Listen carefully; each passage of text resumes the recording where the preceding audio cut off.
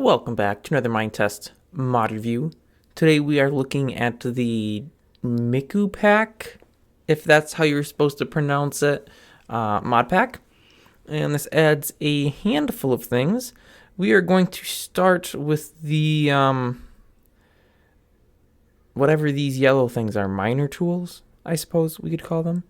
So, I suppose we should really take a look at the craft recipes first, because that's normally what we do. I think this is, here we go. I think this is the most basic. No, I guess this is the most basic of the elements, the mining chip, and then that is used to craft all of the other items. So I'm assuming this is the most basic geothermometer, and we'll take a look at what that does. But so we have the craft recipe for that. I'm assuming this is our next stage up. Oh, see, now I would have thought it would have used that, but it just uses the mining chip. Okay. So we have a mineral finder, a mineral scanner, a portable mining computer, which, here we go, combines the geothermometer, the mineral finder, and the mineral scanner together. And then, oh wait, then this advanced mining assistant, and then the ultimate mining gizmo. So we could start by just looking at the ultimate mining gizmo, because I assume it does everything all of these other ones do. But nah, let's not do that. That'd be too easy. That'd make too much sense. Let's start with the geothermometer. So this works by just stabbing it into the ground. And this block of grass has a temperature gradient of 0. Let's stab it into the sand over here. This has a temperature gradient of positive 1.1111. Let's go a little further over here and stab it into the stone. Oh, we got negative 0.4658. Let's go a little further over and stab it into this. Negative 10. Let's stab it into this. Negative 50. Negative 50. Wow, there must be something really cold in there. Oh, there's water. Okay. Okay. Now, because you can't point at the water, you can't actually get the temperature of the water. But I assume temperature gradient of water is negative 100. And so we have fall off, which is kind of hard to show here because they don't really have a good straight line. But nodes adjacent to water are negative 50, and then you drop down to 12.5, and then possibly to 5. No, to 10. Well, I guess it depends because of diagonals. But yeah, so basically using this, you can tell where water is nearby you. But also, remember how we had a positive number? I wonder what that could be for. Well, wonder no more. It's for lava. So this can be useful if you are underground, and you want to avoid lava more so than water, I would say, because water, I mean, sure, it could drown you, but you have some time to patch the hole up that you dug. Lava, though, I mean, it burns you up and you die. So I feel like it would be more helpful to find where lava is and avoid it. Moving along, we have the portable mineral finder. Now this this little guy here is interesting. It took me a while to figure out how it worked, because we can see we have some coal here, right? And we're pointing at it and it says a range of 5, there's no coal. So are we more than 5 nodes away? Well, yeah, we probably were. So let's get up close and personal. So now we're 3 nodes away from this, 2 nodes away from that. And it says there's 2. And now it says there's 1. And it seems like it's kind of really finicky. And that's because it shoots a straight line, or a ray, as it were, because a line would technically be going behind you. A ray would only be going one direction. And so straight through on this plane to a distance of 5, there are 2 coal blocks. And if we go on a slight angle, we can get 3 because it'll pick up this one out here. Now, you can change what type of mineral you're looking for. By the way, I'm not really sure if these all qualify as minerals. I don't think coal is technically a mineral. I could be wrong. But yeah, so you can change which one you want to look for. And pretty much it'll tell you within a distance of 5 if there are any of those nodes you're pointing at. It's kind of finicky, like I said. If we go back to coal here and I go like this, it says there's 1. Still says there's 1. Now it says there's 2, but I don't know if the second one is just that one. So yeah, it's a little finicky. But when we upgrade to the portable mineral scanner, we will learn that this changes quite a bit. So we will change this to a scan range of 8, which is actually what it was already at, because bigger is better. And look at this, scan results for cubic range, 25 coal and none of anything else. And of course we can go lower as well. In a range of 5, there's 20 coal. If we go down to a range of 2, there's 4 coal, which I bet is these 4 right here. So this is quite helpful if you are looking for something. It doesn't really tell you where it is. It just, tells you, oh yeah, there's 10 coal within a 4 by 4 by 4. Wait, if that's a cubic range of 4, is that 4 up, 4 down, 4 south, 4 north, 4 east, 4 west? Probably, so that would be in an 8 by 8 by 8, would it not? Pretty sure that's what that would be. And of course, yeah, we can go bigger, but we already did that. So let's move on to the portable mining computer. Now this, as we saw in the craft recipe, is just a combination of the previous 3. So we can, do the exact same thing that we could on the others. We can get the mineral scanner range, the mineral finder. We want to look for coal. Works the same way. We do get one extra feature. We get a distance meter. This, I think, maxes out at 50, it says. Yeah, max 50. And basically, it'll tell you how far away whatever you're pointing at is, if it's less than 50 nodes. And that's too far. It just shoots array again. It's not terribly accurate, I have found. Like, I'm pointing at this grass that's less than the max distance because this pillar thing here is less than max distance because this dirt's only 12. And this hill over here is further away. So it's a little finicky. I'm not exactly sure what it's looking for. Moving on, we have the advanced mining assistant, which pretty much gives us all the exact same things, but lets us pick up to a higher range for the mineral scanner.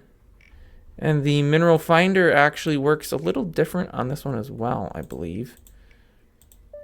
Yes, it gives us a signal strength. So that pretty much lets me know, okay, pointing in this direction, there's nothing. Let's see if there's something with a weak signal. I guess I could just back up, that'd give me a weaker signal. Hey, look at this. So within 8 nodes of where I am standing, and it's pretty far away, there is 1 piece of coal.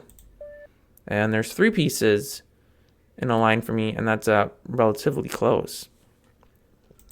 And when we go up to the ultimate mining gizmo. Oops, that was the wrong one. We want to have the mineral finder. And we probably also want to be looking for coal still. We can use the same, and now it gives us a signal strength. So we have something slightly more accurate. We know it's a range of 12, right? So if it's a signal strength of 56, about 6 nodes away there is coal. So if I went further back, we can see that the further away I get, the weaker the signal becomes. And okay, here we go. So at 12 nodes away, there's a signal strength of 3. So if I dug 12 nodes in this direction, I will find 1 coal. So kind of handy. And then again, it does the same thing as the others. You got your geothermometer, your distance meter, I believe still maxes. Oh no, you get a higher max. Okay, so you can go up to 200 nodes away with this one. I don't really know exactly what the distance would be really useful for. Like, I guess if there was a chasm you had to bridge across, you could tell if you had enough material to bridge across with. But if you're mining, I'm sure you have stacks and stacks of cobbles. So yeah, I'm not really sure. And then the mineral finder. Nope, mineral scanner. Wow. This one will scan up to 16 nodes, and it, does the same thing. Just tells you that there's 234 coal within a 16 by 16 or a 32 by 32 by 32. I'm not 100% sure which of those is the case. But there's a lot of coal around here. Not much of anything else, but there's a lot of coal. So that is the miner miner tools portion of the mod pack. But wait, there's more. Let me just throw these out real quick. We have this, this is actually part of miner tools. I lied. This chest, which is used with tube tube and then some different blocks of metals and some wood. And yeah, basically it's a big chest. But no, it's not just a big chest. Let me spell coal right. That would probably be helpful. And let me grab some coal lumps. And notice this. It automatically converts coal lumps into coal blocks. Actually, this whole little section here, brass blocks are converted to, or brass ingots rather, convert to brass blocks. The sand's up converted. Everything is converted if it can be compressed down and then uncompressed. So basically I could take my straw out of here and throw it in my craft grid and get wheat back. And then I can throw it back in and it'll convert it back into straw. So it does all those. It also automatically sorts.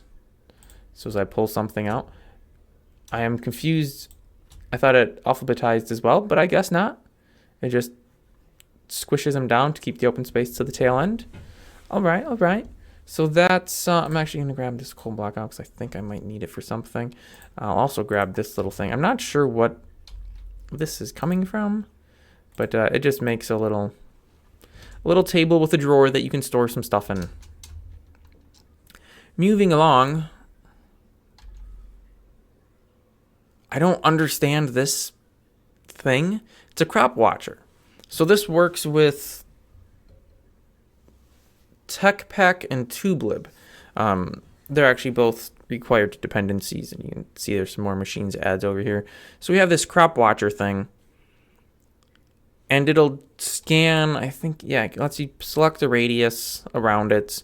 It'll scan up to 2 nodes below itself.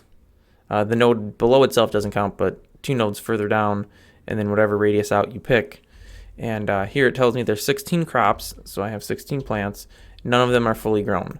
Once I get to, well, if I only have 16, let's go to 10. Once I get to 10 fully grown, oh, now it's not an error. Now it's growing. Oh, you know what? I bet, let me change this back. Okay, yeah, because there's only 16 total crops. That makes sense. So I can have it at 14. And once 14 of these plants are grown, theoretically, this tower should turn green because it's sending a signal to item 10, which is this. But they haven't grown yet, so I don't know if that's actually the case. But that's what that's supposed to do. And you could hook this up with, I want to say it's smart lines. Smart line? Yeah. So you can hook it up with any of these things. You could hook it up to a display, to, I think you could probably make it like turn on lights or something even once a certain percentage, or a certain, not percentage, but a certain number of your crops have grown. So then you know to come harvest them, or if you have some automated system to harvest them, you could have this trigger that system as well. There's also this table, which is just a table without the drawer. And then these are the machines that are added in, I want to say Biogas? Yes. So the top line of them here are all, are all the machines we'll be looking at. Again, this does use tubelib stuff, so you do need to have those. Yeah, I think it adds the tanks as well, but those might be existing from tubelib. I'm not 100% sure. But let's just start off with the first thing. We have a gasifier. And now the gasifier, my friends, as the information down here lets us know, 1 coal block in 12 seconds will turn into 9 biogas and 1 gravel. And boom, there we have it. Now, additionally, you can burn your straw. It takes 8 seconds, and you get 2 biogas. And then you can pull... Ooh, I didn't know I had a little fire texture. That's cute. You can pull stuff out of here using the tubes and the pushers and yada, yada, yada. But this isn't about tubelubs, so we'll just ignore all of that. Ignore all this ugly stuff back here. I did some dumb things to make this work. This one doesn't require any fuel, per se. Though, I mean, it kind of makes its own fuel from the coal, I suppose. So we get biogas. We get some junk gravel. Woohoo! We have biogas tanks. Let's just look at those 3 real quick. Basically, you have the small one. You have a medium one, which I think just uses the small one to... Yeah, that's what it does. I'm looking at these wrong, though. There we go. We have the small one, the medium one, the large one. Each one, to get larger, just needs 2 steel blocks and a bronze ingot. And then these store your biogas, which you can then use with pipes and pushers to put the fuel into the different machines. This one's kind of confusing, not gonna lie. So it uses biogas, of course, they all do, and ice. And somehow it's a compactor, okay? Somehow 4 cobblestones and 8 seconds, or 4 cobblestone, 1 ice, and it takes 8 seconds will give you 1 obsidian. I don't really understand what the... Like, we're squishing stuff. Why do we need fire and ice to squish something? I don't understand the correlation between the two. Maybe there's some sort of, like, physics behind the heat and the cold that would make things get squished. I don't know. But there's more than that. We can use compressed gravel and also make obsidian. You can do the cobble and make obsidian, mossy cobble. What is this? Desert cobblestone. You can do coal blocks and turn them into diamonds. And you can turn flint into obsidian shards. And yeah, so there's 6 different things. I do like that they put this little recipe thing down here. That's very helpful, because otherwise I would have no idea of what this machine can do. A water freezer, because we all want ice, right? We actually do, because we need it for the compressor. So this thing just, you dump your buckets in here, and it freezes them with fire. And then you get ice, and you get your empty buckets back.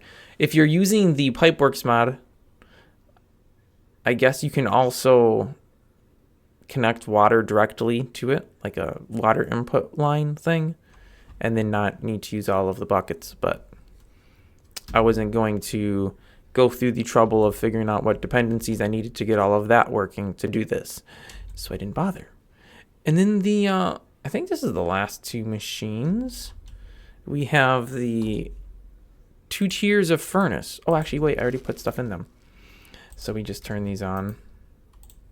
Again, they use biogas, as all the things. Now, the jet furnace, as illustrated by this handy little infographic thing.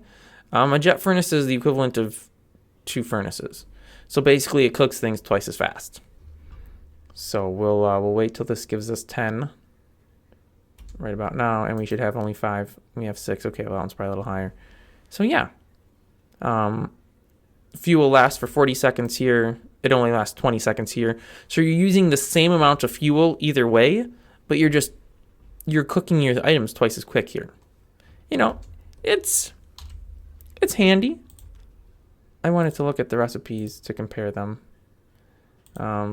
So your normal one's a furnace and some stuff. Okay, sure.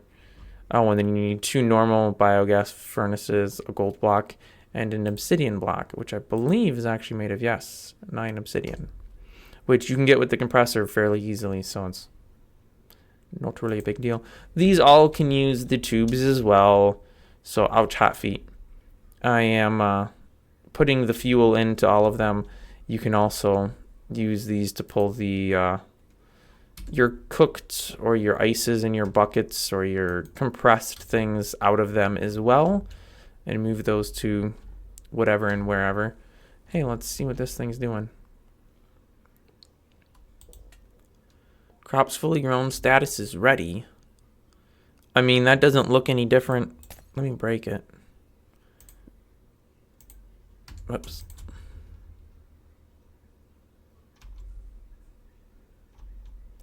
I can't tell that there's any difference between this and this. This is going to 10, which is that. It says it's connected to it. Honestly, I don't see any difference. So maybe I'm using these wrong. I don't know. But yeah, so that would do what it's supposed to do then. The last thing, and these I thought were kind of neat. Oh, they're actually right here. Torches. You can use biogas and any of a handful of different ingots here. So we'll grab a steel one and we'll grab a copper one just for diversity's sake. No, actually, just so we can more easily see which one's which. They both do the same thing. They're just different textures. But I do like the flames. To my knowledge, they do last forever. But I didn't look through all of the code, nor did I sit around and watch these torches for an extended period of time. So that may or may not be the case. But seeing as how normal torches are infinite, it would only seem to make sense that these would be infinite as well. I think that's going to wrap it up. I believe I covered all of the things. Now this mod does require, or the techpack mod, one of them requires basic materials, which is why those are all here. Oh, actually, it does something else. It does something with the controller stuff, but I don't remember which or what, and I'm not very good, nor do I want to spend time to figure out them. But I think it does something with some of this stuff as well. Actually, it's probably this SL modules. Is it digital switch?